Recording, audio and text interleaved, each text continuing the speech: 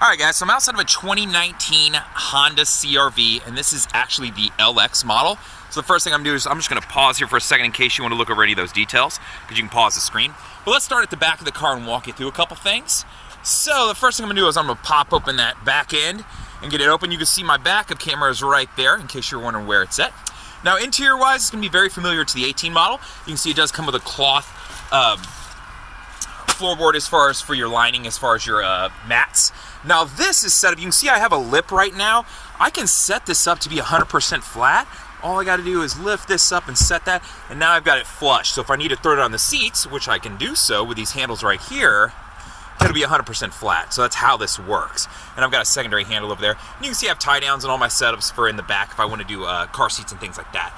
Now my spare tire is underneath, so one, it does have a spare, two, your jack and all that accessible is right here. You'll notice there's a funnel down there. Now that funnel is going to be related to your gas cap. Because this is a capless vehicle as far as your gas, it's going to play a role. So let me pop that open for you and I'll show you what I'm talking about. To do so, just so you know, your hood and your gas are right here. So let's pop the gas and show you. So right back here, you're going to notice it's capless. One, that's a positive because it means you don't have to worry about not tightening it and then setting off your check engine light. So you can see there's a valve and it's going to push back and open up here. So that would be, that tube I just showed you would be used if you were to run out of gas and have to use a gas can to put gas in. That's what that's for. But that's just how this works. So I just want you to get a general idea. Now moving into the back seat of the car. Materials are the same as in the 2018, so not a lot of change there.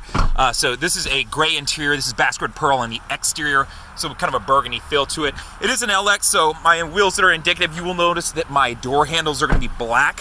When you move up models, that'll change to body color. So just some of the things to keep in mind. My mirrors are also black on the LX, so just point that out real quick. Then move around to the front of the car, just so you can see the grille and the layout and everything as far as what the car looks like from a good shot. So let's hop inside the car and I'll just walk you through a couple things and explain how some features work. So it is a manual seat. So you'll see I have a bar adjustment right here. I've got a slit all the way back from me right now. So interior wise, first thing I'll point out is it's a classic stereo system. So buttons and knobs, volume control, power on and off, and then to seek, and then set stations, you just press and hold. So nothing to this. It's very simple to understand from that standpoint. Media-wise, you do have access to USBs, which your USB is right down in here in the center console. And you see you have a power outlet there additionally too. And then you can see that there is a power outlet there too. Now, if you were in the model above this, you would have two USBs down here. The model above this is going to have a laundry list of items that you're going to add in the EX model. I'm going to make a video on that car too, so don't worry, you can check that one out if you want. But USB you saw, I can jump over to Pandora, it is compatible. And then Bluetooth if I want to wirelessly listen to some of my music.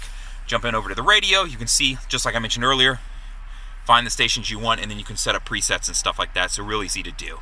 Or you can, you can seek from here too if you want, so just different ways to do it. As far as accessing my Bluetooth, once I've connected up a phone, this would be the way to do it. If I have not yet, you can press that, scroll down to yes, and then select it, make sure my Bluetooth's on, and now they'll search for each other. So that's how that would work. So I'm going to back out of that screen because I don't have this set up. My back button, very important button in this car, and then my menu right here will allow me to jump into some different menu screens here. So settings, this is where I can get to Bluetooth setup if I need to add a phone, my display adjustment, my rear camera, display change, wallpaper if I want something to show, my color themes if I want to change this, blue, red, whatever it may be. So just so you can see how to do it. So that's what's going on from this standpoint. AC unit is right below that, so it is a digital display. You can see hot or cold is on the left side, and then how much air is on the right side. And then where I want the air to go is the buttons down the center. My parking brake is electronic, so you'll notice it right here. To use it, I'll put my foot on the brake, I'll lift up on this trigger to set the parking brake. When I do so, you will see down here in the bottom right corner, brake will now show that it is on. When I release it to do so, put your foot on the brake, press down on that trigger, and you'll notice that is now gone. So that's how it's just electronic, it's like a handbrake. You pull up to set it, releases down. Now brake hold. I will show you this feature, but I gotta put my seatbelt on to use it because that is one of the connected safety features to this. So how this works is, if I shift this car into drive, which I will do once I get my seatbelt on here. So, all right, so I'm in drive right now, right? I push the brake hold button, you'll see brake hold come on here in the bottom right corner, right? So now the car is in drive and I have my foot down here on the brake. If I release my foot from the brake, still in drive, you'll notice we are not moving. It's gonna hold the brake for me. When I touch the gas, it is going to move forward, and then I come to a complete stop again.